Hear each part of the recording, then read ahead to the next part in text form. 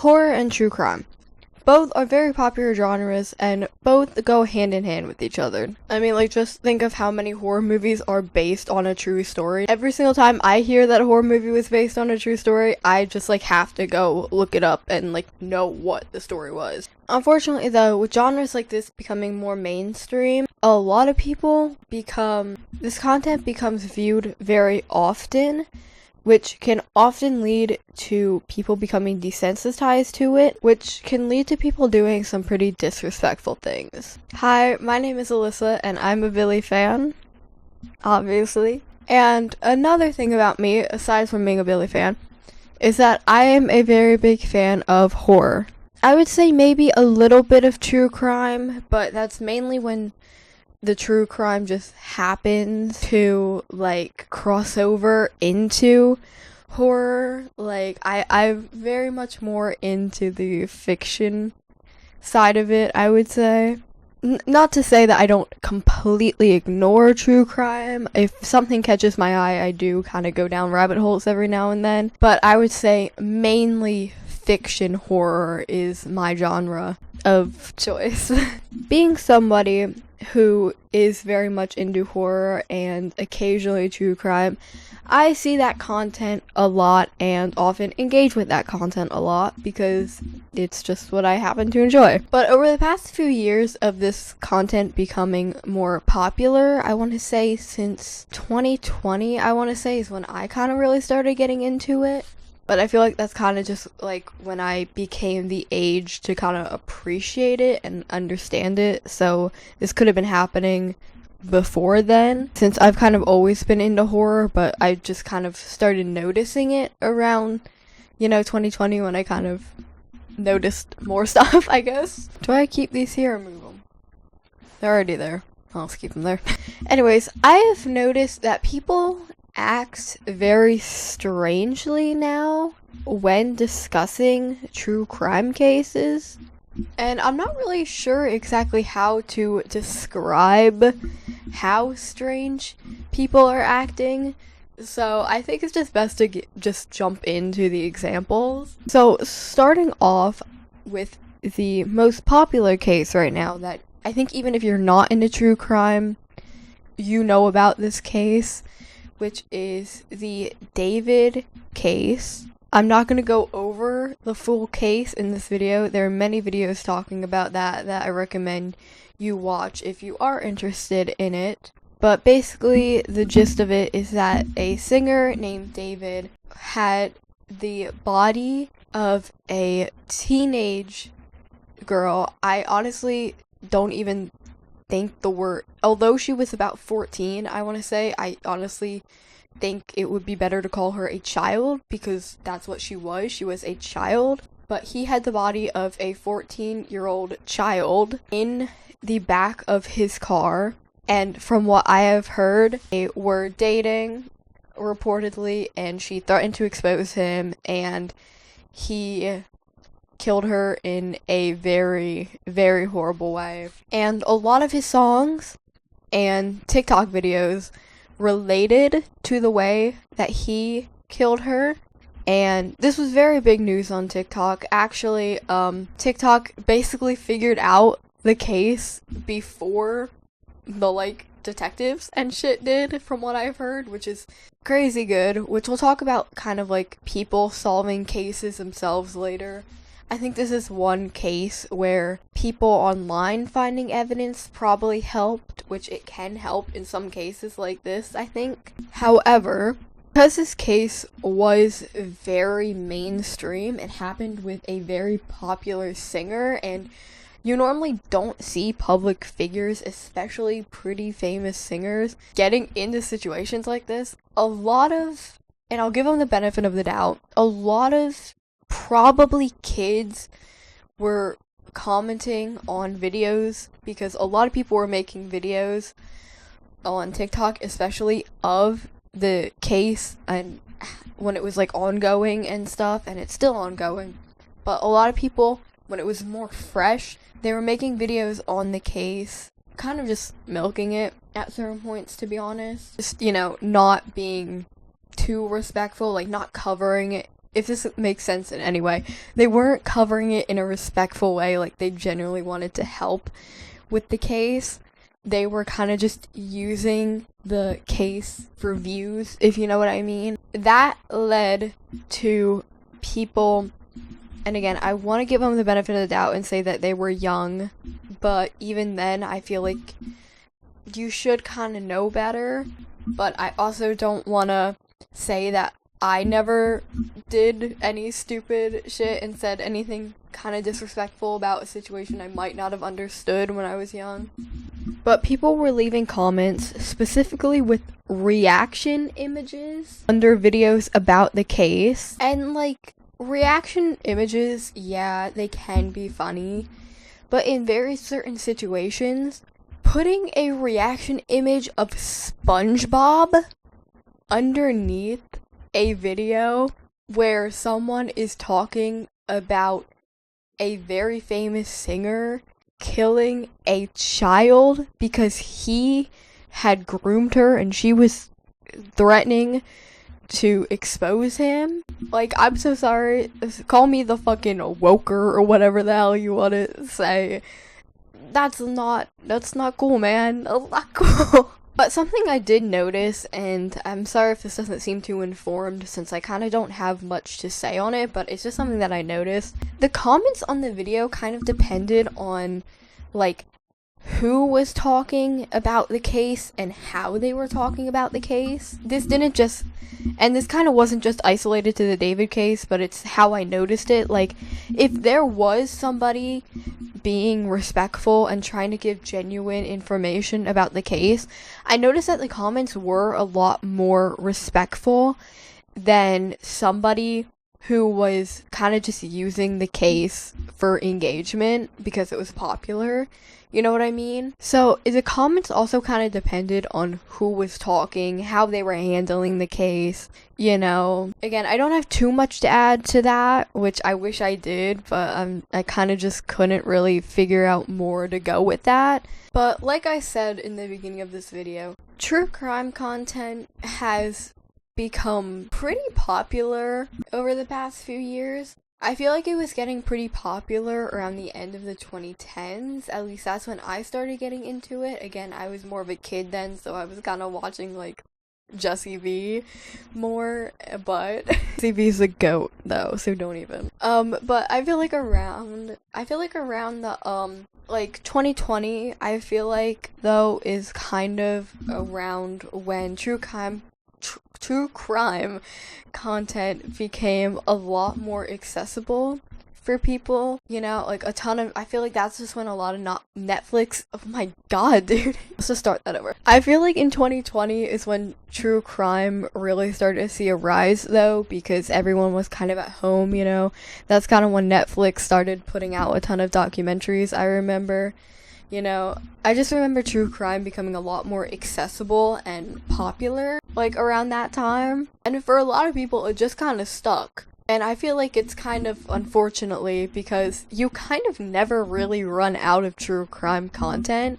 Like, there's kind of always a new case, each one kind of worse than the last. And the more bad stuff you hear about, the more you can kind of handle hearing about, because you kind of become desensitized to it, you know what I mean? Like, you hear about one person's head getting cut off, and it's like, maybe, and that kind of makes other stuff seem not as bad. Not to mention that we are just constantly exposed to violence and stuff, like, kind of just, like, every day now. Like, even if you're not into true crime, like, you're kind of just always hearing about something violent, like, on the news and stuff. Again, not to seem, like, too, like, woke or whatever, but being exposed to this amount of just, like, violence, gory content, I guess would be the word for it, can kind of desensitize people and make people think, like,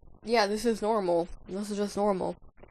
And that kind of brings me to my next point of people just see it as entertainment. Like, I feel like there gets to a point where you consume so much true crime content that you kind of forget, hey, that actually happened to somebody. Somebody actually had to go through that. Somebody's family had to go through like, the person they were, like, whatever relationship they had with that person going through that, they had to know that that person went through that, whether they, like, lived or died, most likely died. Like, I feel like some people, especially if they are really into true crime, like, you kind of get to, like, an extreme amount where you kind of just see it as entertainment and you don't really remember, like, hey, that actually happened. Like, these were real people. People actually died.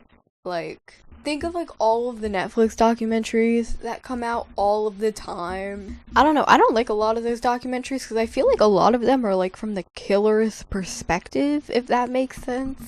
Especially that, I know Netflix technically didn't make it, but it's on Netflix. Monster series, the one where they had, like, Ed Gein and Jeffrey Dahmer and maybe someone else, but I think they're doing Lizzie Borden next. Where they just really, like, first of all, they changed a ton of stuff about Ed Gein.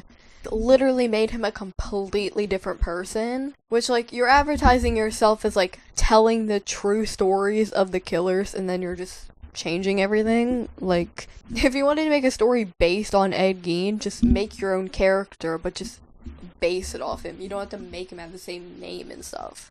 And then, like, the Jeffrey Dahmer one, where, like, they recreated, like, the victims in court and stuff, and just that horrible series. I really hope they either cancel the Lizzie Borden season, or somehow it's good. I don't know. I didn't watch the other ones, but I feel like that just is an example of how true crime is just really not given too much respect anymore. Like, it's just like, oh, here are these popular killers that we can put their names on something and make a show out of it, and we can get money because people know Jeffrey Dahmer. His name's attached to it.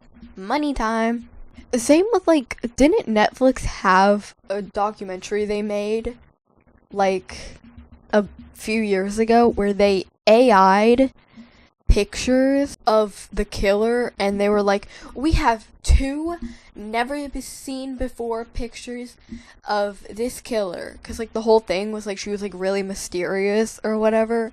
I didn't watch that one either, but I heard about it too. I think it was in, like, a Drew Gooden video or something, but they literally faked, like, AI'd 2 pictures of this one killer and was, like, advertising it as, like, 2 never seen before pictures of this killer. Like, that's so horrible. Like,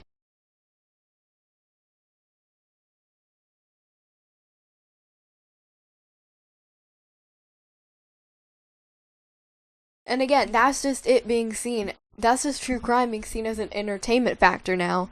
And honestly, I feel like another thing with people kind of, like, not being desensitized to it, but kind of lacking empathy, it is, like, lacking empathy could, like, be with the desensitized thing. But, like, I feel like, and part of it is, like, they don't have to see the stuff in person, you know what I mean? Like, I don't either. But, like, I feel like the part of, like, not being through something like that, which, like, it's horrible that anyone has had to be through, like, their own, like, true crime case, you know what I mean? Not having something like that happen to you, like, you just don't have, people don't have, like, empathy or, like, sympathy for it because it didn't really happen to them, you know what I mean? So they, again, see it as, like, more of an entertainment factor. They're like, oh, well, that didn't happen to me, you know, that's not gonna happen to me, so I get to just sit back and enjoy it. And, like, not to say that, like, you can't enjoy true crime content, but, like, there's good ways to handle it, and then there's, like, bad ways to handle it, you know what I mean? Like, if you have, like, too much enjoyment out of it, maybe, like, there's fine ways to consume true crime content, and then there's, like, bad ways to consume it, you know what I mean? Like, obviously, watching true crime stuff doesn't make you a horrible person. Like, nobody thinks, like, I don't think you're, like, a psychopath or anything for watching a true crime documentary. I've watched true crime documentaries before. Like, I've been to, like, the Lizzie Borden house and stuff. Mostly for the ghosts, not for true crime. But I just wanted to be where Shane and Ryan were. No, but let's talk about some bad ways to consume true crime content because now I feel like I'm sounding weird here. Okay, so number 1, making a ton of jokes out of true crime, and again, like using stickers on TikTok and stuff. Just overall being super disrespectful about the case and the people involved in the case. This one's pretty self-explanatory, like just don't be a dick. Another problem is when people try to solve the crime. Not always an inherently wrong thing, you know, like theorizing and stuff, but trying to solve the crime yourself can sometimes be pretty harmful, especially in cases like, this is just the most recent example I can think of, with the Elisa Lam case, pretty popular again, the girl who was like acting weird in the elevator and then they found her body in, I think it was like the hot water tank in the on the top of the hotel. For years people have been theorizing and trying to solve that case. A lot of weird theories. I think they chalked it up to like a mental episode or something. I've still seen people trying to solve her case. And the parents still alive. This is honestly a very recent case. Fairly recent case. But the parents have come on like the internet and have said like, just let her rest, you know, the case is closed. There's not much we can do at this point, just let our daughter rest, you know what I mean? And that is very fair. That is a very fair thing to say. Yeah, in cases where the case is closed, there's not much else to say, you know, just let the victims rest. Just let the family try to heal, you know what I mean? Another case that comes to mind when I think of this is the, like, what is his name? Jake Weiber? I don't remember the name of the kid, but it's a little kid who went missing in the woods and they found him like a really far amount away and he like came back and people were like, he looks so weird, when he was probably just like in shock or something, and like people thought he like either saw something or like was a skinwalker or something. Another very recent case, that kid is still alive, and again, whatever happened to him, whether it was paranormal or whatever you want to say it was, probably pretty traumatizing, and people still making crazy theories online to this day, where I think I saw that this kid even has a TikTok. Like, he's probably maybe like around my age, so like having like your traumatic experience where you went missing as a kid constantly being brought up, and people like creating theories that you were like kidnapped by aliens or saw like skinwalkers or some shit, that's probably like not what he wants to be hearing, you know what I mean? Like, just having that trauma brought up again, like, he was like 5 years old when that happened. You guys aren't getting answers. Like, he either doesn't remember, doesn't want to say shit, or just let it go. Honestly, just let it go. Like, I get, like, the unknown can be very frustrating sometimes, but, like, in certain situations like this, just let it go. Like, all that to say, theorizing in cases can not be bad sometimes, but there are definitely times where it's best to just let it go, and there are definitely times where people take the theorizing just way too far. If you want to theorize about something, just theorize about like the Miami Mall incident or something. Like, not actual traumatizing life events for people. And this kind of ties into my next point of when true crime can get bad, is when people talk about it too much and it becomes a trend, which can also lead into, again, the desensitization of it. There are a few cases I can think of that I feel like have kind of trended, at least in like a true crime, like horror community. Like, especially the Elisa Lam case, the JonBenet Ramsey case, the case of the kid going missing that I was just talking about. There's definitely a few cases that float around every now and then that get super popular. And that's also how misinformation spreads pretty quickly, I feel like. Like, not saying creators can't talk about cases that are fairly popular, but like overdoing it, it's pretty disrespectful. And talking about a case just because it's popular and will get you views is also disrespectful. Again, these are real people that bad thing happen to real people, real family, you know. Again, most of the time with these fairly recent cases, these people are still alive and probably using the internet and might see this. And that kind of leads me into timing of the case. If a case is super recent, there's some stuff, again, for just, like, having, like, okay, if the case is ongoing, you can maybe do, like, updates on it if it's respectful. But if the family has come out and said, like, hey, stop talking about this so much, at least, or, like, stop making theories, stop, like, certain things, it's best to at least chill out, you know what I mean? Like, even if a case is, like, hundreds of years old, like, still be respectful, obviously, but I feel like you can more freely talk about it, maybe, but, like, with more recent cases, again, you need to be, like, more sensitive with those, you know what I mean? So it's just, like, the timing of the case people need to take into consideration more, I feel like. And also how they talk about these cases. Obviously, this was very popular a few years ago, but wasn't Stephanie Sue? Was that her? I feel like it was her, but I don't know now, because her channel is fairly good now. Like, I feel like she's fairly respectful now. I still have some issues with her sometimes, mainly with her husband. Okay, sometimes he annoys me, not gonna lie, asking them stupid ass questions. But I think, apologies if it was not her, I think she was the one who was talking about true crime.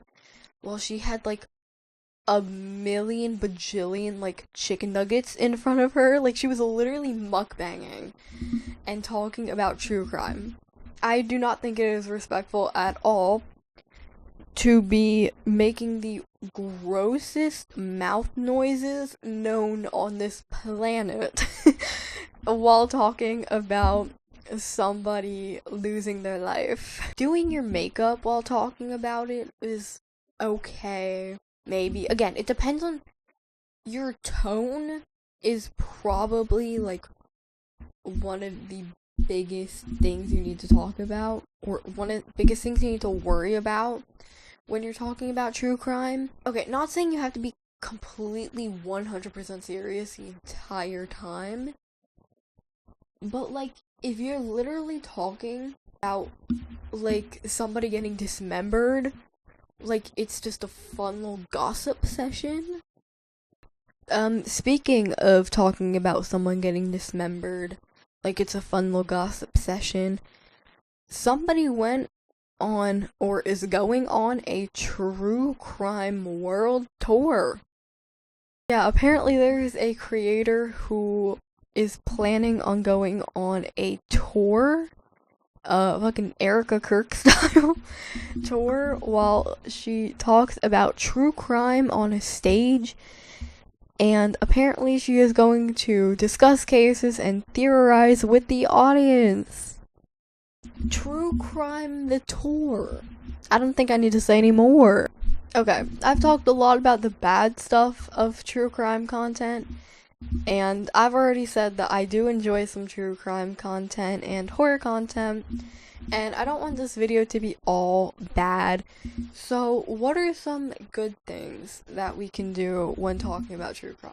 So true crime content can be good in some ways, again, although it shouldn't be completely used as an entertainment factor. It can be a fairly good entertainment factor, again, especially in the horror space. It can often show people warning signs and kind of like alert people on certain signs in people to look for. You know, like if you feel something's off about a certain person, maybe like if you watch a lot of these documentaries, you're like, hey, almost every single killer has the same personality trait. Let me not. And also alert people to new dangers in the world. I feel like especially for women, I feel like true crime can help bring attention to the importance of like locking your doors at night, like different types of schemes that people can use to lure women away. So overall, I feel like it can just help people be a lot more cautious, you know what I mean? And like I said, true crime can be a very good form of entertainment. Like I said, I like it occasionally. I really like horror. I'm not trying to call anyone like a psychopath or a bad person if you enjoy true crime content, or even if you make true crime content. I'm just going on a little rant here about kind of some of the stuff I've noticed that is kind of disrespectful about true crime content. Because true crime content can honestly be kind of hard to make, because you kind of have to really make sure that you are being respectful. And I feel like these creators kind of just get a little too comfortable when talking about it, and I feel like they just kind of have to really remember that what they're talking about is very serious and actually happened, and it isn't just like normal horror content, you know, where like normal horror content when you're just talking about a horror story, you know, and it's fake, you can kind of just like play around with it however you want. Real true crime is like for real the horrors of the world, and it is terrifying, and you have to handle it with a lot of like sensitivity and stuff. And there are a lot of creators who actually do this very well. There are a few creators on TikTok that I enjoy, as well as YouTube. But yeah, I just kind of wanted to talk about that a bit and maybe help you guys recognize kind of the difference between good true crime content and true crime content that maybe isn't worth your time. Again, not calling out any specific creators. A lot of the stuff I've noticed is actually just people's response to videos, like not even creators themselves. But that is going to be it from me. Thank you so much for watching. If you liked the video, then please like. If you didn't, then I'm sorry. Comment down below your thoughts on any of this. Again, I try to respond to every comment. Sometimes videos get way more views than I ever expect them to, and it gets a little hard, but I try. I feel like I do say something else at the end of my videos, but I'm not quite sure now. If you enjoyed this video, then watch another one, and then consider subscribing. I don't know, not forcing you to or anything. I do graduate soon, and I hope on getting videos out a lot more consistently than I have, and I hope that I have ideas for videos, because sometimes I just run out of those. If you do want to see more from me, my links will be in the description, and I will hopefully see you guys soon. Bye.